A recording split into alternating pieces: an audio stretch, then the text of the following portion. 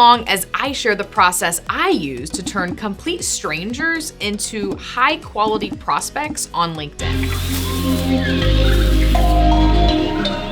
The best way to generate organic, quality leads on LinkedIn without being salesy is by doing it via your content. And one of my favorite content types to accomplish this are industry-specific polls that address a pain point that your customer has. You want to send that poll in a direct message to targeted prospects and ask them to participate in it by voting. I use this strategy often in my own business. So as you can see here, I build a list of first-degree connections that are targeted prospects, for example, technology CMOs. Then I send them a very simple message that simply states, "Hi, first name, I posted a poll last week and would love your one-click vote on it." Then I put the URL to the poll right below that. Then I simply state, "Thanks and hope you are doing well." When you approach lead generation from this methodology, you are doing a couple of things. One, you are approaching it from a non-salesy outreach standpoint. And two, you are asking for someone's opinion, which could be flattering to them. So it's a very simple approach that is a lot different than just sending someone a salesy message and telling people what you can do to help them. You're leveraging your content, you're boosting up your thought leadership, and you're encouraging your prospects to participate in your poll. An idea